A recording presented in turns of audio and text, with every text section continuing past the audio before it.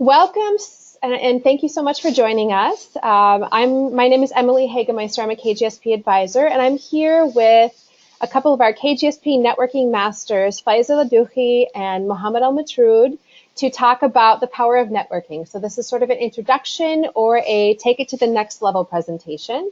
And the first thing I'd like to start out with is starting out having Faisal and Mohammed introduce themselves and just give a little information about their experience at networking. Okay, so I'll start. I am Faisal Adouhi. I am a junior in chemical engineering at the University of Illinois, Urbana-Champaign. So probably one of the most successful experience for me with networking with a faculty member was started last year when I applied for my current research position. It started like very casually. I just looked into his website. I found that he had opening positions for undergrads, and I emailed him with my resume, and we just set up an interview, and I met up with him, and he wanted me to join his research group. So yeah. All right, hello guys. My name is Mohammed Al Matroud. Also a chemical engineering major. I'm a sophomore at Michigan State University. So for me, I love playing volleyball, and I usually play with a lot of people, undergrad students, grad, and even professors. So last year when I was playing volleyball, I met grad students from the University of Toledo. We became friends. He asked me, what are you doing over the summer? And I told him about the research situation. I'm looking to do research in my university, but I couldn't find one. So he asked me if it's okay to do one at the UT, the University of Toledo, and that he has connections with some professors who can help me. And that's how I got it. He connected me to one of them, and we worked. Excellent. Thank you so much, you two. I really appreciate hearing about those experiences because they kind of talk about different things we'll talk about later. For example, where Faisal did some research within his department to find out who he would want to work with and where he'd want to focus his efforts. And then, of course, Mohammed, he was able to find a connection in a really interesting place that we wouldn't necessarily think of, but that just really kind of emphasizes the fact that you can find important professional connections almost anywhere. So we'll be highlighting some of these broad topics a little bit later. So let's get started on the next slide. So here's a brief overview of what we'll be going over today. We'll be talking a little bit about why it's important to build professional connections, how to get started. We'll talk about some common challenges and solutions. We'll talk about some home university research tips. We'll have some internship tips and question and answer, as well as some interactive exercises. And of course, we'll have Faisal and Mohammed to be able to kind of help answer questions and give their input throughout the presentation.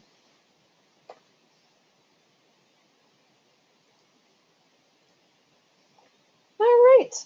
So the first question is really, why would you want to focus your time? I realize that you as students, you're all very busy. You have a lot on your plates. So why would you take time out of these busy schedules that you have to focus on building a professional network? From the perspective of KGSP and other professionals who've kind of gone before you, as well as students, we have highlighted some reasons why this is important. Number one, and this is sort of the most immediate thing, professors are often wonderful academic support resources. It's always positive to be recognized by your professors, for them to know you by name, and especially if they see you working hard in a class. If they see you working hard in a class and they recognize you, they may well be willing to help you more with the academic struggles you may have, or just help you to find different types of opportunities that you wouldn't necessarily get otherwise. Next, obviously, professors who conduct research know what research is going on in the department and have a say on who works on projects. So it's important in terms of sort of research opportunities to connect with professors. Thirdly, support of your KAUST application. If you use the networking skills that you're building right now during your junior year KAUST research, you may find KAUST faculty who'd be willing to provide support for your KAUST application. While support of your KAUST application by faculty is not technically required, More support generally means a higher likelihood of acceptance and possibly a more interesting project in the future. And then, of course, letters of recommendation. So looking forward a couple of years, your CALST application will require 3 letters of recommendation from professors. If you begin looking for recommenders in your senior year, it's very likely too late to get the best letters of recommendation possible.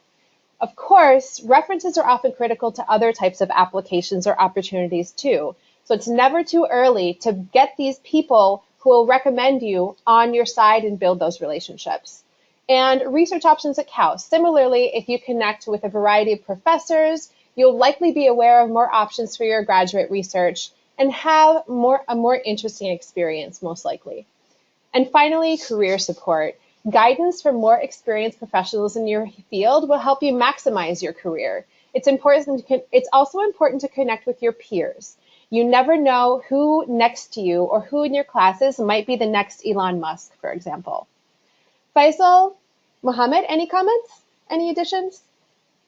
So for me, as a person who is actually interested into research, I think the most important points for me is finding research about networking with faculty member is research opportunities and letters of recommendation. So Yep. And yeah, exactly. And everyone's going to have slightly different priorities, but I think these kind of cover all of our students is kind of the goal. yeah, for sure. Awesome. Any other thoughts, Mohammed? Faisal? Yeah, I agree with Faisal. So connections with professors will give them a chance to know you well, and like when they write any recommendations for you, it's gonna be like so deep. Mm-hmm. Exactly. Yeah. And you want a letter of recommendation that doesn't just talk about, 4 years ago you were in that professor's class and you got an A. That's not enough. You want to know that you want the professor to talk about other things that you can't get from a transcript. Yeah, that's true. True. Excellent. Okay, well, let's move on. So now we hope we've convinced you that it's important to build professional networks. Now let's talk about getting started in this process. So it can be a little bit daunting to start to look at building a professional network, especially as a student. It seems like professional world is a long way off, but the reality is it starts now. It starts today. It starts from the moment you walk into that classroom the first time. You build those professional skills over time, and now is a perfect time for you to do that. So what we recommend is starting with your own professors or TAs, classmates, etc. So you have a number of people around you on a regular basis who could help with your career and you could help with theirs, vice versa. In fact, sometimes your best connections can be friends, even with connections to other institutions, as Mohammed mentioned. Next, we recommend that you attend talks, symposia, or fairs at your university. These can be, research related. These can be internship or career related. We've been asking all sophomores to attend at least one event with their department each month. Now, whether that's a grad student talk or a conference presentation, events offer excellent opportunities to meet others with similar interests beyond your classes. And then learn about the research in your department. So to target your efforts at finding research at your university or connections to other universities or even companies, because faculty often have connections across universities and sometimes to companies. It's helpful to begin by researching the projects ongoing in your department. So find out what you're interested in and try to learn more, as Faisal did. And then practice asking good questions. People, including professors and other professionals, generally appreciate it when you take interest in what they do. And one way to show this interest is to practice asking thoughtful questions. To start, it may be helpful to think of some questions to ask before you even attend an event or meeting. So look into the topic being presented and think of questions you might want to ask, sort of pre-prepare, especially for students who might identify as less outgoing or more shy. And then practice active listening. So just as you want to be able to speak, you want to also be able to engage. People can generally tell when you aren't fully listening, and half listening is pretty common. So when you are truly listening, you have a chance to make a positive impression on who you're speaking with. So engage with the conversation fully, using your body language and thoughtful responses to show your interest. Also, bring or make business cards. having professional contact information to distribute not only helps others keep in contact, but it can also help set you apart from other students in a professional sense. You may also consider bringing copies of your resume with you to events or meetings, just in case something progresses where you're able to have a conversation about your background. And remembering names and using professional titles is critical. It will help you make a good impression on that person now and in the future, but we realize that remembering names can be a challenge, so we'll discuss some tips later. In addition, when you meet someone, make sure to take note of how that person uses any professional titles. Some professors prefer to be formal, using titles like doctor, while some are comfortable using first names. If you're in doubt about how somebody wants to be called, definitely feel free to ask them. And finally, follow up. Professional connections, like any other relationships, must be maintained regularly in order to continue. We'll brainstorm some ways to follow up professionally in an exercise a little later. So Faisal, Mohammed, any additional input? So yeah, I would like to agree with you on attending talks. So for example, 2 weeks ago, there was a very famous professor coming from Stanford to my university. And I went there. I wasn't expecting like to see a lot of people, but actually I found almost all of my professors and their TAs too. So it was very nice to see like your professor sitting in the same place as you and learning about another person research. And so yeah. Definitely, that's a great example. For me, I would say networking in general is very important. So if you're not a networking guy, you don't have to start with networking with professors. Just be active in university. College is not about getting the 4.0 and that's it. You have to build some skills. You have to be in many situations and experiences. So try joining organizations that interest you. Meet new people. Believe it or not, all these things will help you to achieve your goals and will lead you eventually somehow to get all the things Emil mentioned, and either by guiding you where to go, what to do, or if someone got an internship before, they'll tell you how did they get it and this kind of stuff. They will even connect you with some professors, as like my situation, who will help you later on. So just be active in your campus, and you'll definitely find it helpful. Even like practicing with like English language native speakers and this kind of stuff. I found it very helpful, and definitely it's gonna help you. Perfect. I think those are great examples, and thank you so much for sharing your perspectives, both of you. I really appreciate it. All right, so next we're going to have one of our exercises, and for this exercise, I want to start out basically when you're introducing yourself to a new potential professional contact, it's really helpful to have what's called an elevator speech ready. Basically, it's a brief statement about you that takes about as much time as an elevator ride, so approximately 30 seconds to a minute, and includes the topics that are listed on the screen. So what I'd like to start with is a quick poll, and I've never done a poll on this website yet, so all right, I've launched it now, and I'm hoping that you can see it. So take about 30 seconds to mark the statement that matches where you are with your elevator speech in that poll that I just released.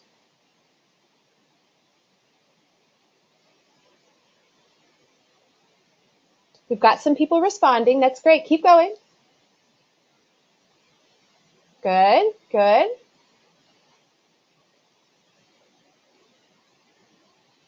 All right, it looks like we've got 100%. So it looks like we only have a few people who've never thought about an elevator speech, and we have somebody who is mostly ready to do an elevator speech. Now that you've assessed where you are, I'd like to invite one of you to share an elevator speech, and this can be related to some research interests or more general.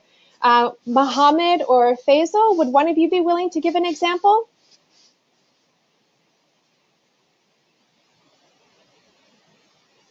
So I don't think I have one ready at the moment. Okay. So yeah. Yeah, me Sorry neither. about that. Okay, well, basically, what an elevator speech sounds like is, I can give an example. Um, my name is my, Hello, my name is Emily Hagemeister, and I'm a student advisor with the KAUS Gifted Student Program. One of the most exciting parts of this program is that we work directly with students who will then go on to attend an amazing university in Saudi Arabia and will help the country to grow and expand in knowledge and diversity, which is really exciting for me. Now, through this job, I've learned a lot of different types of skills, such as adaptability. And this kind of adaptability could potentially help you with problem X that I understand that is a challenge within our industry. So that's kind of an ad hoc version, but you can kind of see what I did. I tried to get into who I am and what I offer and what are the benefits of that and how I provide these benefits through adaptability. Does that make sense? Yeah, that sounds like a good example, Oh, Emily. okay, great. Well, let me put the challenge out to you. Really, practice makes perfect. So I recommend that you practice your introductions or elevator speeches as often as possible. Or for those of you who aren't at that stage, I recommend that you create one and you get to work on it because the more you practice, the more natural it feels and the easier introductions get to be. I'm going to have to really quick close that poll. 1 second. It's fun to use these tools. Okay, there we go. Let's get back to, can you all see my screen again? Yes. Great, perfect. Let's move on. All right, so networking can be daunting, as I mentioned, to some students and even to some late career professionals.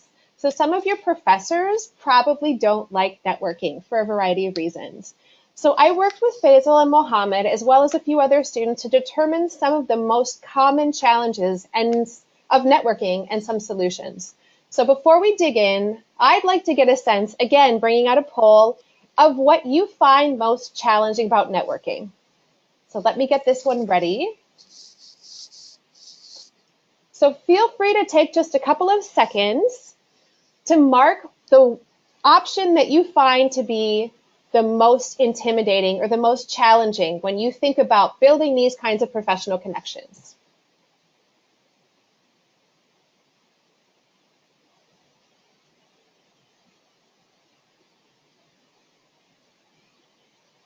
And this is all anonymous, so I don't know your names when you're doing the poll.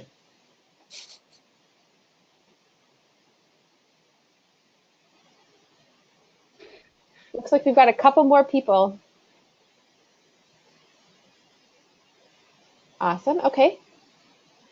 Okay, great. So we've got everybody. All right. So it seems like some of the most challenging factors for you as a group are starting conversations and keeping track of or maintaining connections, which is very common. And I will confess that sometimes that's a challenge for me. Faisal and Mohammed, would you be willing to, based on this poll, kind of say what the challenges are for you at this point? So for me, I think the problem is just to start the conversation. Sure. And I think like a good way to get to start is to go to office hours and try to ask questions. Although if you don't necessarily have one, just go there and just break that barrier. It makes perfect sense. Mohammed, where would you put yourself?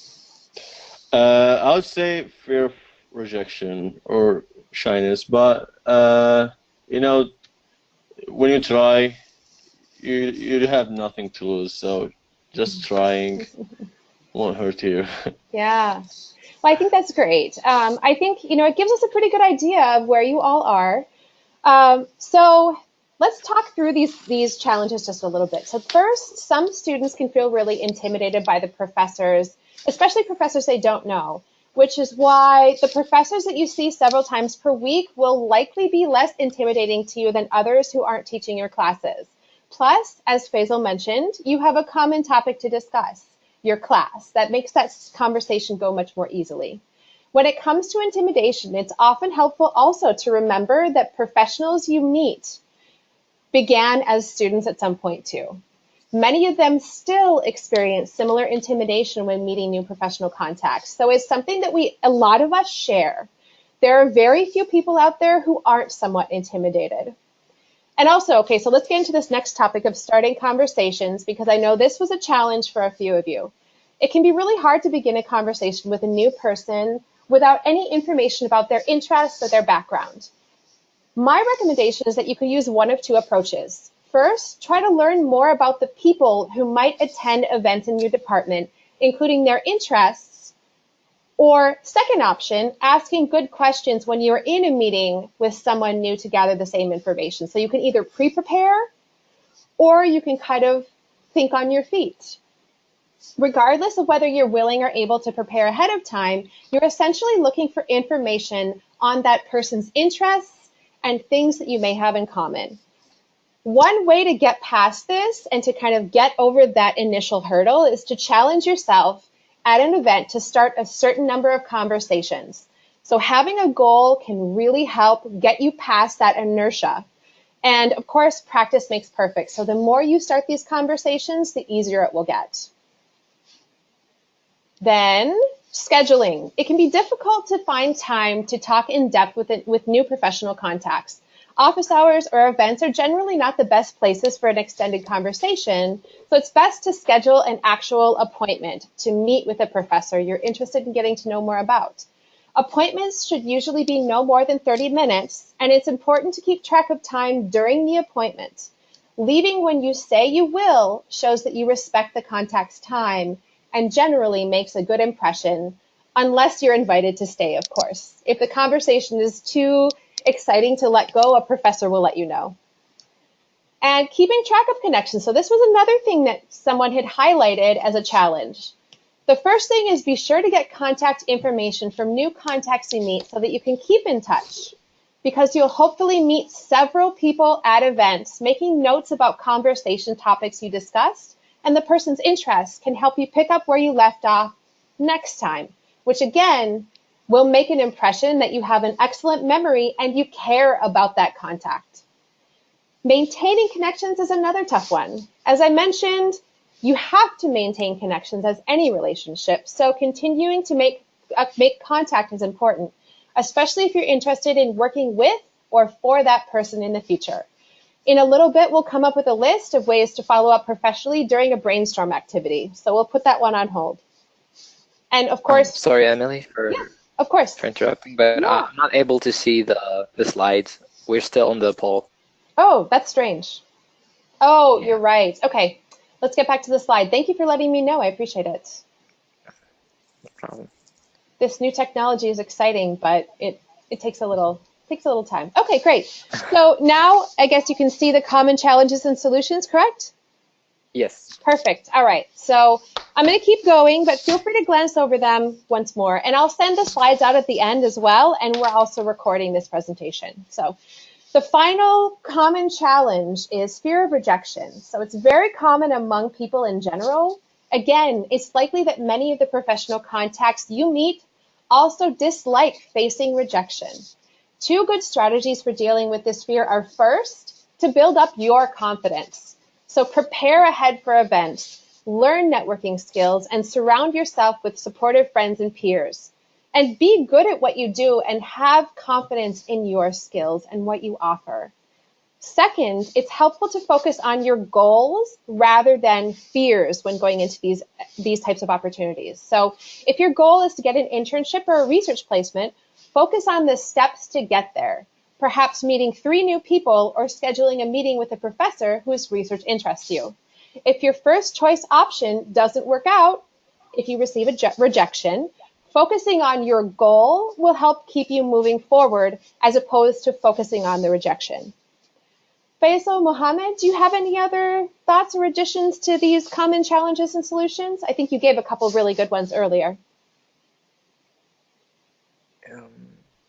I think, yeah, you cover the most important ones that came to my mind. Yeah.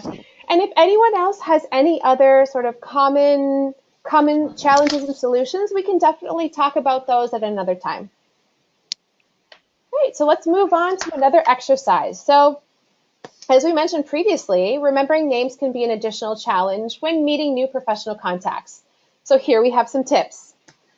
Now most of these suggestions come from people who've done research on human memory.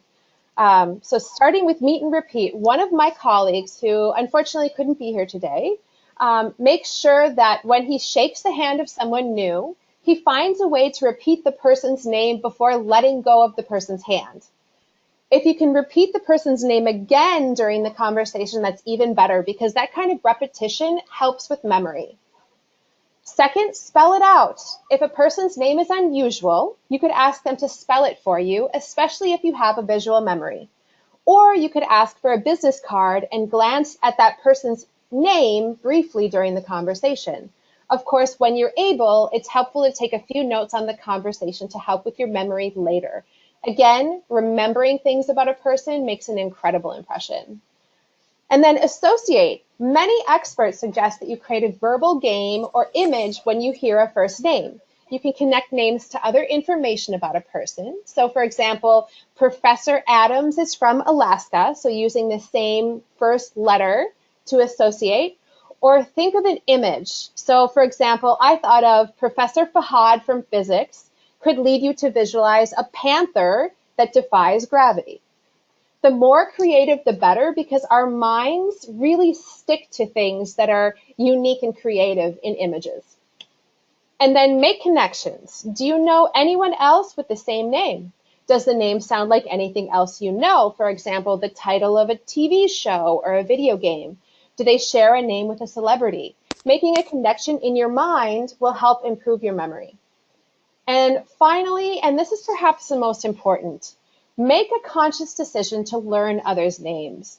Prioritize it. We often forget names because we haven't made the person or the name a priority. If you care about the connection, you'll be much more likely to remember that person's name. Faisal Mohammed, have you tried any of these techniques? Yeah, for me, I like to associate people with like either like if they have a specific thing, or like if they like something. I think association works better for me. Okay, great. What about you, Mohammed? For me, when I meet anyone, I usually like if I like forgot his name or something, I usually go Google his name at the department or Yeah. something, and I'll find his picture with the name, then write it in a note in my phone or something, so I can. Yeah, so it sounds like you're kind of a visual learner, and so it sounds like you're kind of doing this spell it out activity, which is good. Yeah. Okay, great. And not all these techniques will work for you, but it's important to find one or two that will, because it goes a long way. A person's name is one of the most dear pieces of information about them. Great, moving on. So now let's talk just a little bit about home university research tips. As a sophomore, a number of you are probably looking for research opportunities at your home university. If you get started doing research, you may be able to continue during the academic year, which increases your experience greatly. And I believe that's been the case with Faisal, correct? Yeah. So he's continuing his research during the academic year. In addition, students who participate in research at their universities can often take summer classes, which can lighten your future academic load. So here are some tips for finding home university research. First, check in with your academic advisor. You may be able to get general information or learn who are the best contacts at your university. Second, learn about your department. We've mentioned this a couple of times. Target the professors whose research is most interesting and aligned with your goals and skills. And connect with professors and teaching assistants, and even classmates, and even people you play soccer with. Even if you're not interested in the projects of the professors who are teaching your classes, they will likely have connections to other professors, whether at your university or outside it. It never hurts to ask. In addition, some research openings aren't actually advertised, especially for students who, like you, have the ability to volunteer their time because they are fully sponsored. Making good professional contacts on Making good professional contacts with all professors and TAs you meet will help you find opportunities, even when there don't seem to be any available. And then visit the undergraduate research office. Most universities have an office or staff member dedicated to connecting undergraduates with research opportunities. Take time to apply while also connecting with faculty and graduate students will help you increase your chances of finding enrichment. The staff in the office will also have strategy suggestions as you look for options. For example, they'll understand how the process of applying for a research opportunity is different between mechanical engineering, chemical engineering, and computer science, because there are very different processes and different concerns and considerations for each field. And finally, as we mentioned before, attend research symposia or fairs because you can make that face-to-face contact with professors and graduate students at events. These interactions are lower pressure and you can meet several new contacts in a short time. You'll be able to learn about projects in your department, and if you've done your research beforehand, these might even be the projects that interest you most. Depending upon who you want to meet in an event, you can also plan how you attend. For example, if you want to meet the speaker or the organizers of the event, it's good to show up early to have some dedicated time with them. If you want to maximize your ability to meet new people in general, try to schedule time to stay after the event. We've also put together a flowchart to help guide you through the process of finding research, and we'll hope that it'll help break things down into manageable steps. So let me enable that flowchart.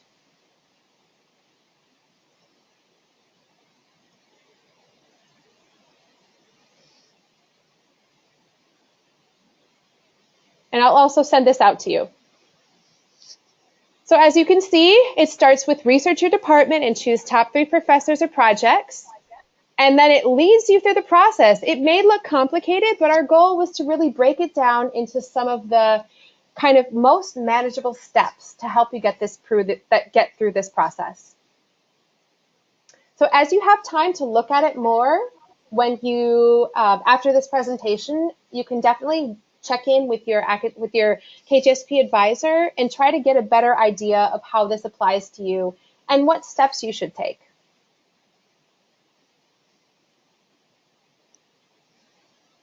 Let's restart our presentation. Great. Now, Faisal and Mohammed, do you have any other tips about seeking home university research? Any other input?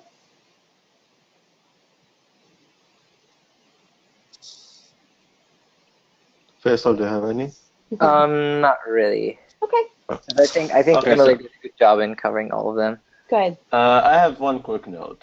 In my university, I know we have a website for all the research and the internships that the university offers or another company offer to us. So I believe we're not the only university who does that. So I suggest you guys start working from there. See if there's any research or internship interests you, and then apply for it. Usually these positions don't require a lot of when you apply. So they just need your transcript and your resume because they are intentionally for college students. And in most cases, they require the cover letter. So just apply there, and you don't have anything to lose. And also, it's never too early to apply for an internship. I already applied for some of them and got responses from them. So, yeah, start from now. Don't procrastinate. Congratulations, Mohammed. That's great. Yeah, and also, yeah, did you finish, Muhammad? Oh, yeah, I'm done. Okay. So in my university, there are some research opportunities that are actually paid. So sometimes they will pay you $5,000 or even more during the summer just to stay there and do research. Most of them, unfortunately, require that you have either American citizenship, or you have to be a permanent resident. But actually, some of them doesn't require that, so you can just explore and try to apply if you want to stay in your home university. Yeah. So that's a little bit of a complication with KGSP because KGSP is, you'd have to get extra approval to accept an internship or a research that has payment included because KGSP in the terms and conditions acknowledges that they will be your only funder. You can get approval, but one of the advantages that you have as KGSP students is that although it would be nice for you to get payment, you can actually participate in a variety of different types of research and internships with minimal funding. So you're able to take advantage of opportunities that a lot of other students aren't. And this is an advantage. So keep that in mind and work with your advisor if you do get an offer that includes some sort of payment. Does that make sense? Okay, thank you, Emily. Sure, Yeah. sure. Thank you so much for your input, you two. I think it's great. All right, another exercise and another poll that I promise I will shut off in time. So here, one of the things I think is really important also to mention, to discuss when we're talking about kind of building professional networking skills is professional communication. And so I have a couple of examples here of communication. It's to the same person, it's from the same student, and I'm going to enable another poll, and I'm going to let you take a few minutes to have a look at these two options and determine which one you think is the better option, and then I'll want to hear why. So I'm going to be enabling your voices so you're able to speak to us. Looks like we've got 3 of 4. Nope, 1 of 4. Okay. Any others? Okay, 50%. Good, good. I kind of made this an easy one, so.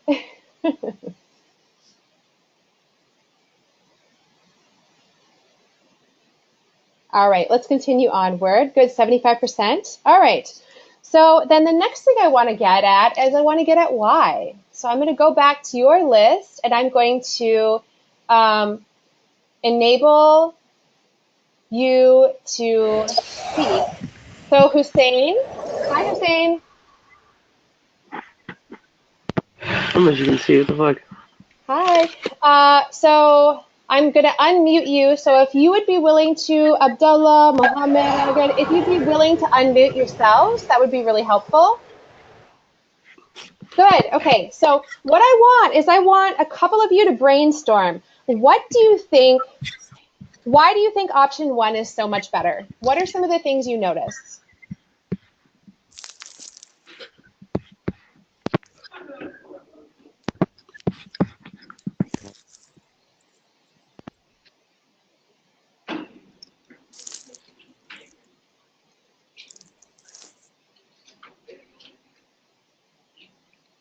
Hussein, Ragad?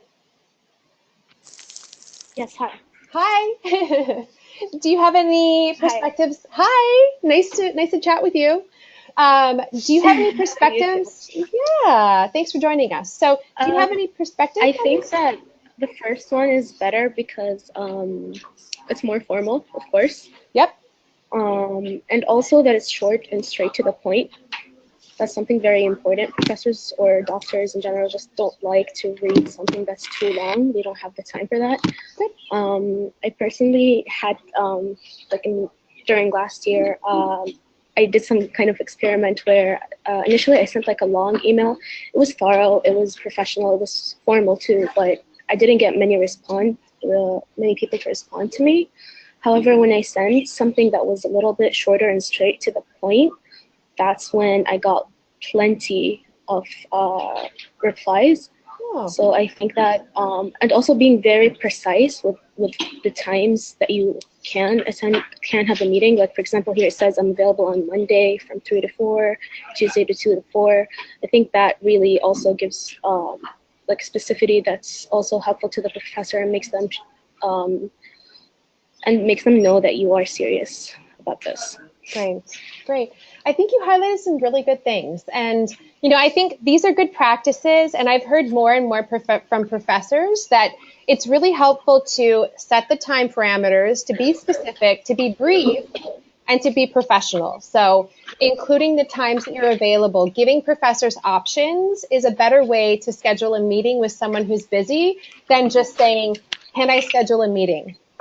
Then the professor has to look over his or her calendar, identify available times, and then sometimes that can be just too much depending on what's going on. Good, good.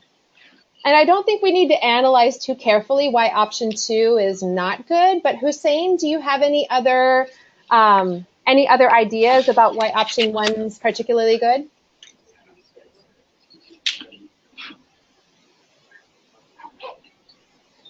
Oh, it looks like he's typing in the question. Not really. Okay, good. Great. All right. Faisal, Mohammed, any other thoughts? So yeah, as Ragad said, I think it shouldn't be too long because professors don't have the attention span to read the random email from like a person they don't know for like 5 minutes or 10 minutes. It has to be very short and specific, Great. but still professional. Exactly. Professional communication matters so much. If you haven't ever met the professor especially, this is your first contact, and the only thing this professor has is a representation of you on a two-dimensional piece of paper. That's hard enough. So it's important to really learn about this. Now, if you needed help with communicating professionally, Faisal or Mohammed, where would you go? Sorry, can you say that again?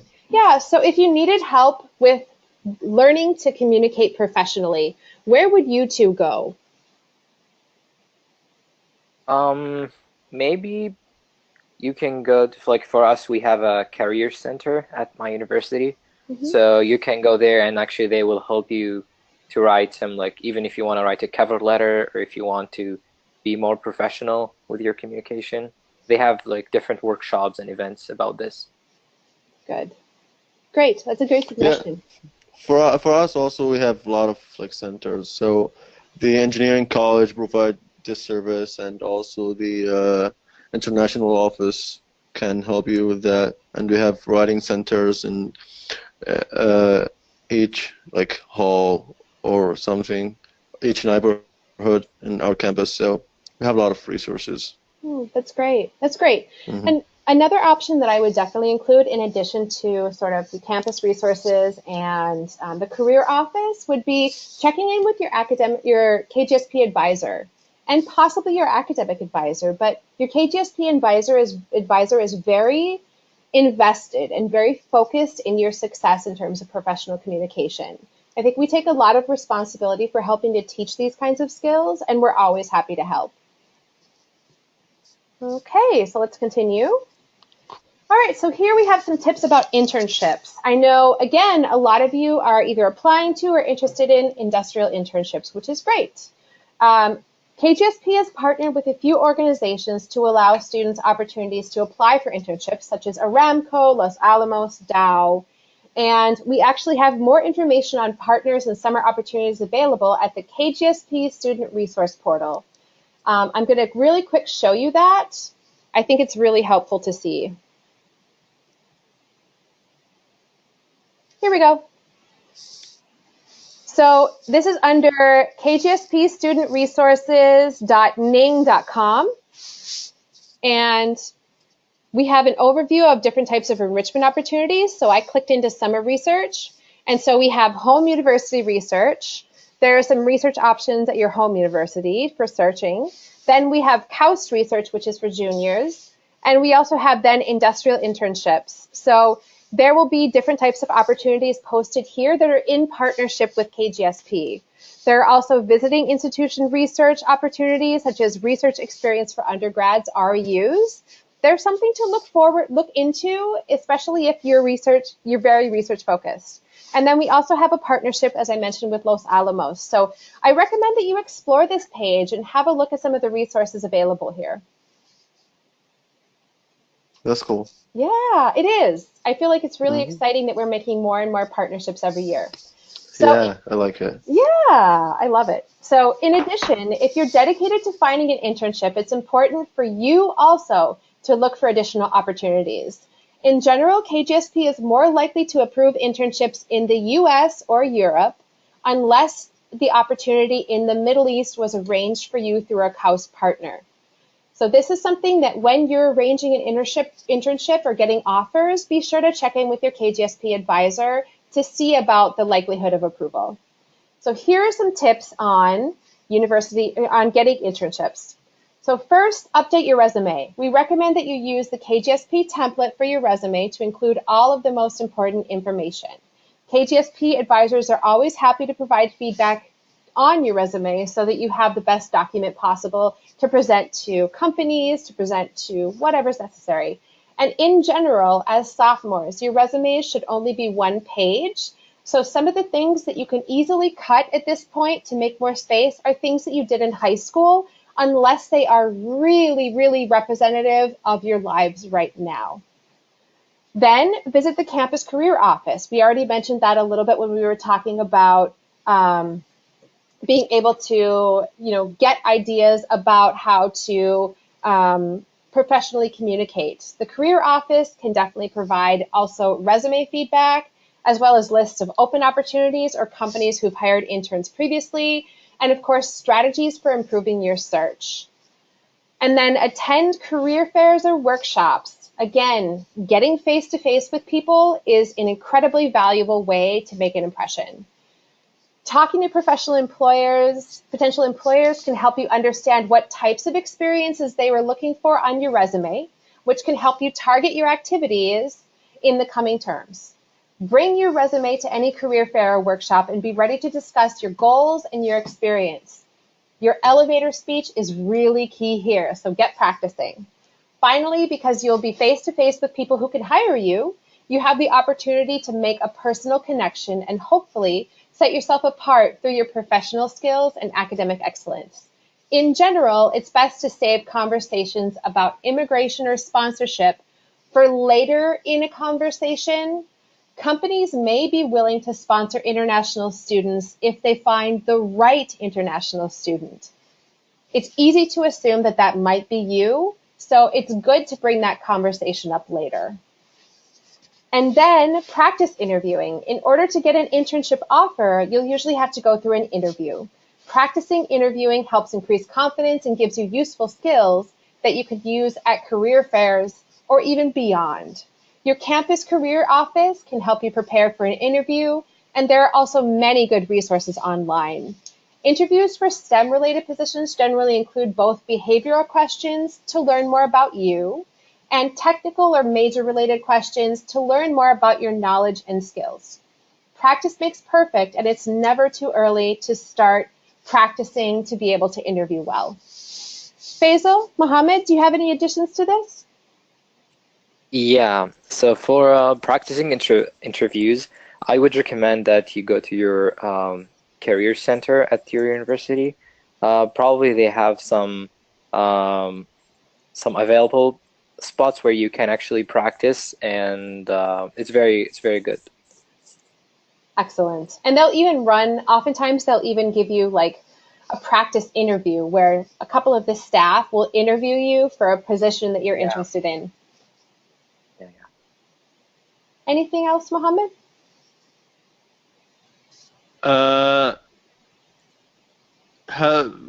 Back to where to start to apply. There's a website called Handshake.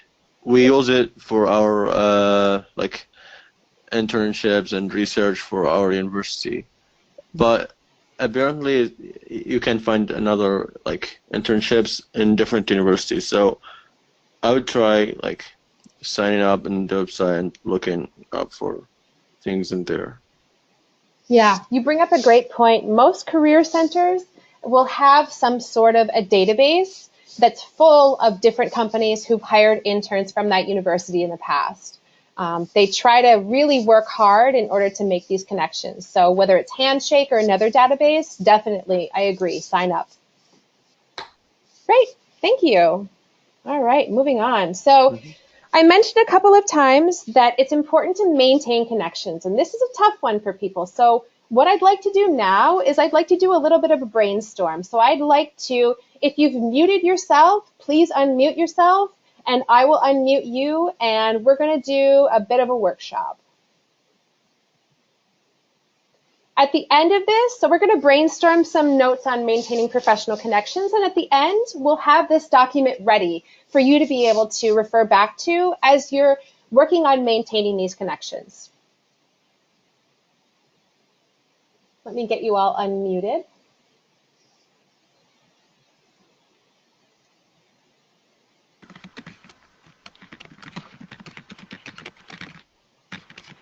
All right. It looks like we've got Hussein and Raghed.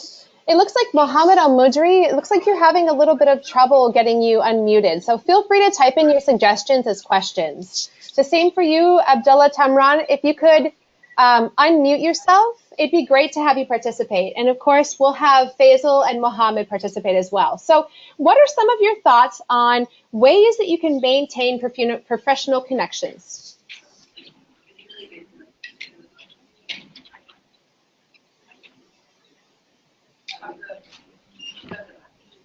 Any thoughts? So I would recommend that you participate in student organization that's specific to your major. So for example, I am a chemical engineer, and there's the American Institute of Chemical Engineering, and they organize actually many events with different professors. So they have lunch and dinners like every month or every 2 months. So I think that's a good way to keep connection with your professors. Mm-hmm. That sounds great. Yeah, definitely. What about when you've met one professor that you want to keep in contact with? How do you keep in touch? What are some of the ways that you keep in touch with a professor you want to stay in contact with?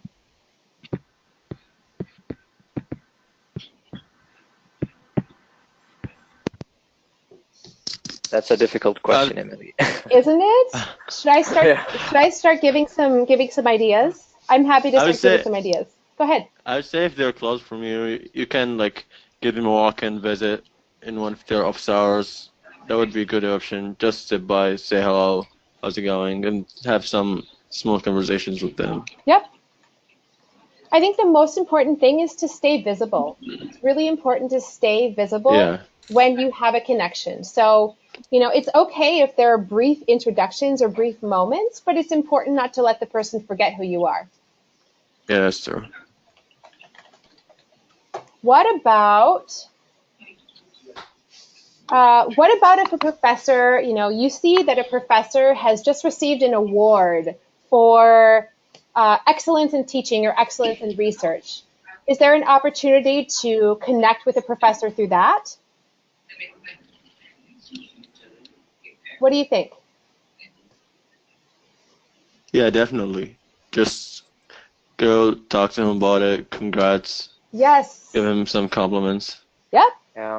Or maybe if you actually want to be a TA, maybe you can start a conversation with him. Okay, you said, oh, you're an excellent teacher, and actually I really want to teach, and would you like accept me as a TA? And you're like, would you recommend me as a TA? So yeah, that's I think maybe a good starting point.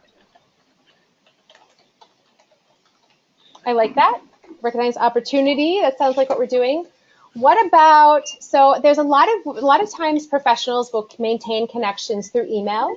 So some other things that you can do, for example, is you can send, if you find articles that are related to something that the professor or the contact is interested in, you can send those articles on to the person just in case they haven't seen them. So sort of maintaining that knowledge sharing can be really helpful.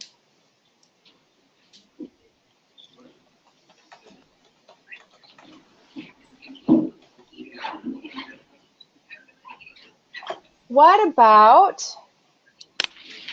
setting up meetings? Oh yeah, that works too. Yeah. Has anyone ever had Yeah. anyone ever had coffee with a professor? Not really. Okay. Not yet. Not yet. Okay. I've had an ice cream with a professor, but not Ice a cream with a coffee. professor. Yeah. If that So, counts. yes, it totally counts. So any kind of casual meetings, when you get to that point where you connect with someone, is a really nice way to kind of look at it and just say, okay, well, we're kind of past the point of the initial introduction, and I haven't seen you in a while, so let's go out for lunch. Let's have coffee. Let's have ice cream. It's great.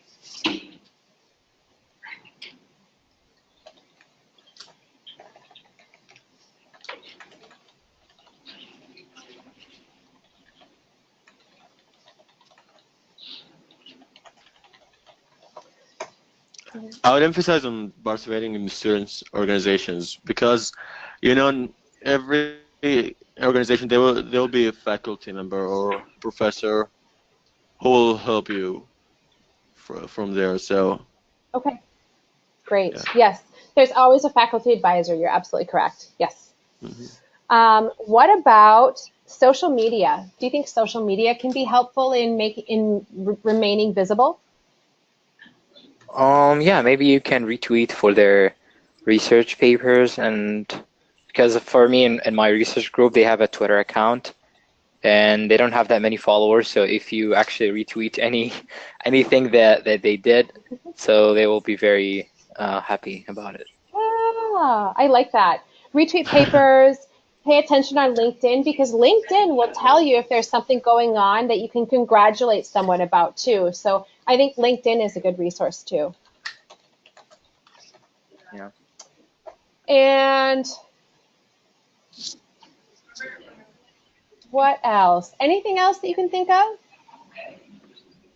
I would say you make sure you give them some space. So you don't want to contact them and annoy them by your contact. Everything is about balance. It's very important. Yeah, Yes, it's true. It's true.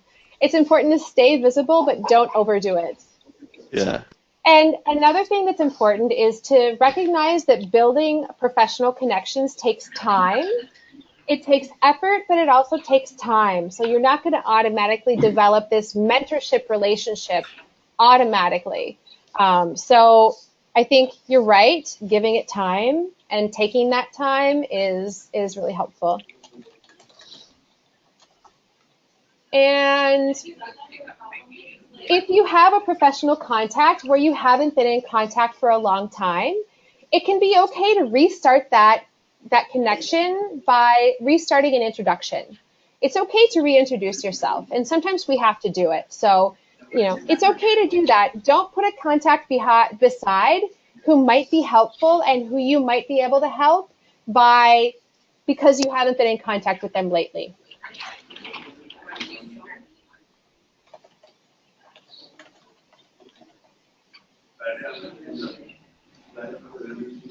And what about, let's say that you found out that there was some sort of an event that a professor that you're working with is organizing. I would personally be tempted to volunteer to see if there was something I could do to be helpful. So that can be another thing, is focusing on ways that you can be helpful. So maybe you're not going to be helpful as far as the research topics yet, but being helpful through volunteering to, say, bring donuts to an event, or volunteering by being willing to help at a registration desk can be really helpful. And similarly at conferences that you might attend, volunteering at conferences can really help you get to know a lot of people. So giving this, focusing on this idea of being helpful can be a really good way to maintain connections and build new ones. That's true. Anything else you think of? Nope. Yeah, I feel like you covered everything. Yeah, I feel like Really. that's a pretty good list. Okay, good, Yeah. good. All right, sounds good. Well, this list will be ready for you. I'll send this out afterward along with the slides. Let's get Hello. back to the presentation. Okay. Then I wanted to reach out to all of our participants. Based on what you've learned today, what do you plan to do next? What's your next step or goals that you want to take in order to, get some sort of summer enrichment or to increase your networking? And I actually have a poll for this. So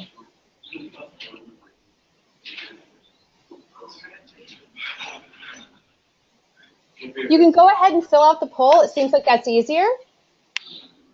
So please do take a few minutes. Visit campus offices. I like that. Career Center research offices. I like that. Good. Who else?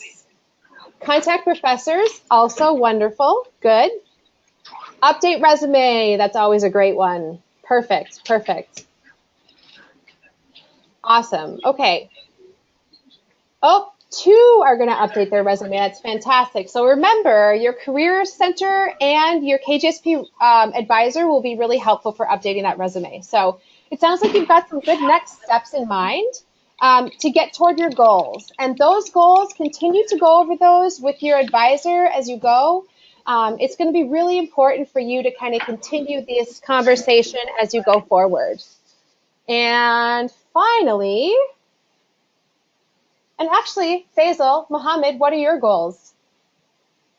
Update my resume. Good. Update your resume. Yeah. Mohammed? I already updated my resume, so I don't know. Are you going to practice your But elevator speech, attend more events? yeah, maybe attend more events and look out for more internships around me. Okay, Would be great. good.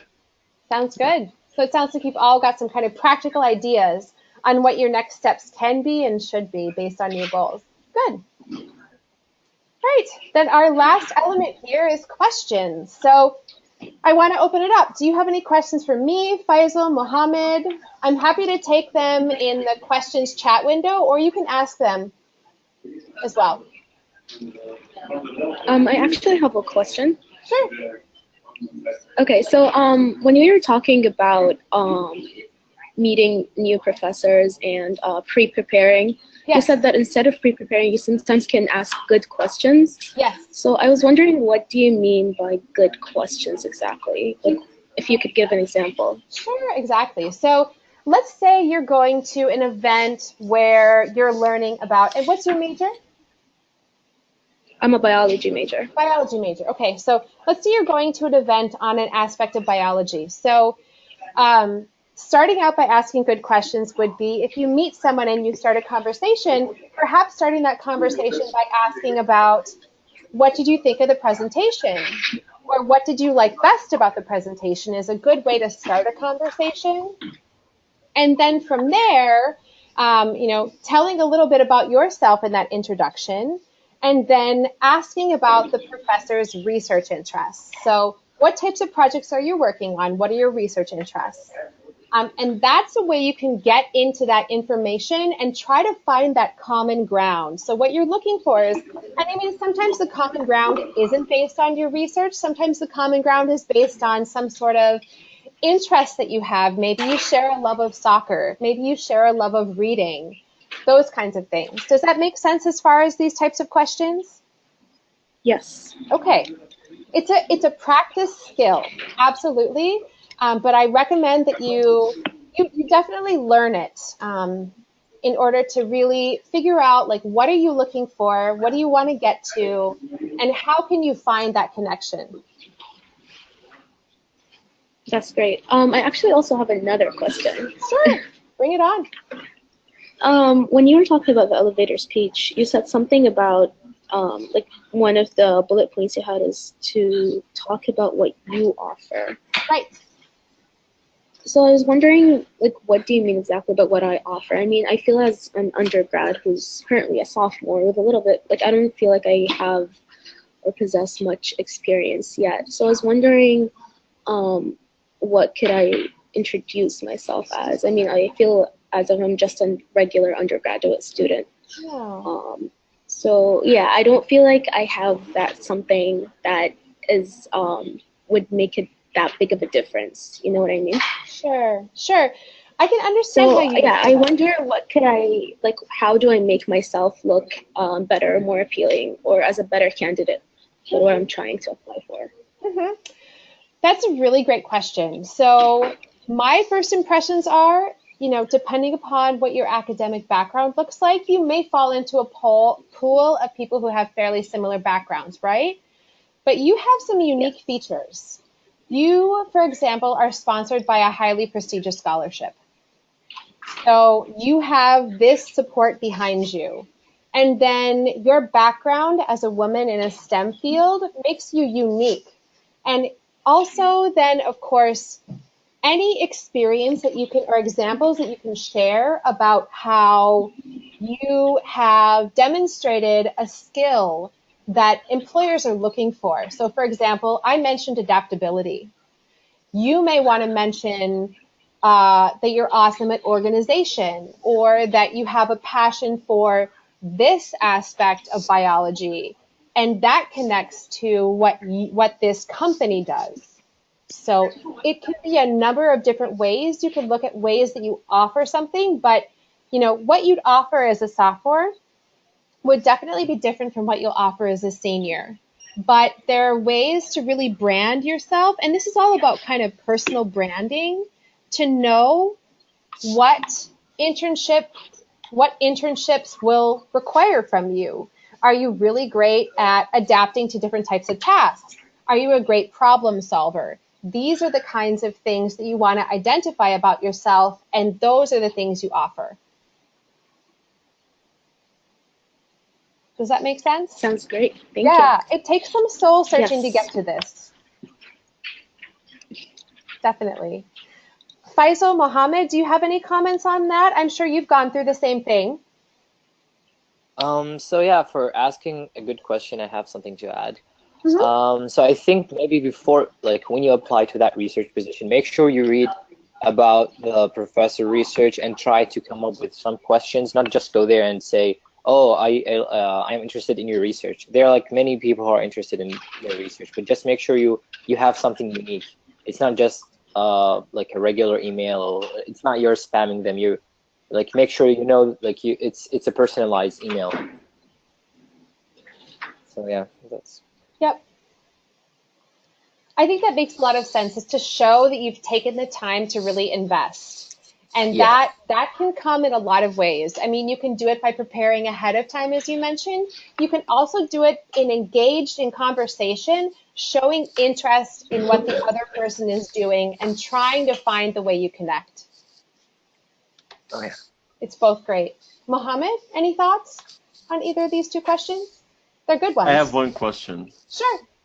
So let's say I got an acceptance for an internship with a well-known and big company, but unfortunately it's in like different major than mine. Mm-hmm. Can I go there, or would that be a problem? Well, you'll want to run it by your KGSP advisor. It's going to depend on a lot of things. I mean in general. What was that? I mean in general, would that be good or not?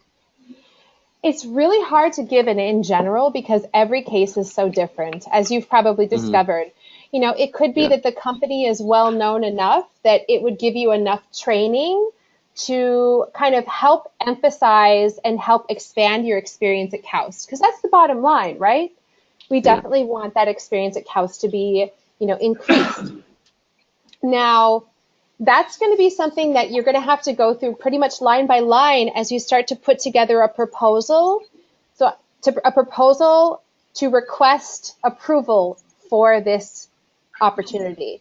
And in that, you'll want to think of, okay, how does this opportunity prepare me for KAUST? How does this opportunity intersect with my interests?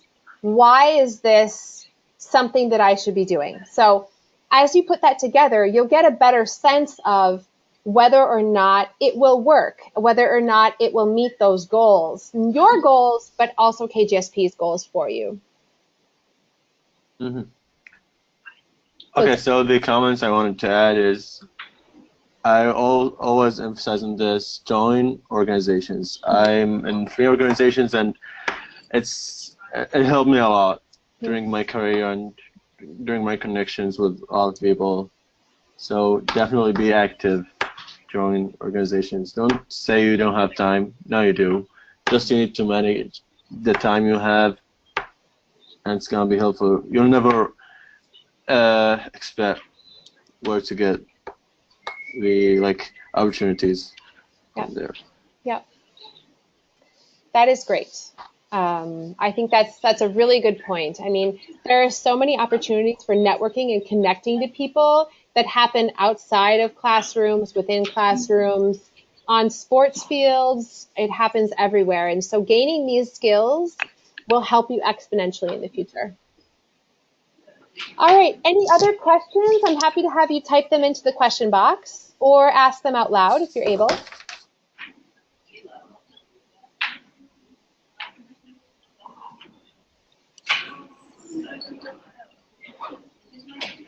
All right, it sounds like we're pretty much experts at this point, which is great. So as I mentioned, thank you so much for attending the webinar. Thank you so much for my expert panelists, Faisal and Mohammed. I really appreciate your help and your input. I think it's been great. And I wanted to let you know, attendees, that a brief survey will appear after the webinar ends. And the same survey will be sent out to you in a follow-up email shortly. And we'd appreciate if you would take 5 to 10 minutes to complete the survey so that we can really understand what kinds of things you learned from this presentation. So have a wonderful rest of your day. Be in touch with questions. Keep in touch with your KGSP advisor, and I'll send out some more information soon. Thank you so, so much. Thank you. Thank you, Emily. Bye. Thank you. Thanks.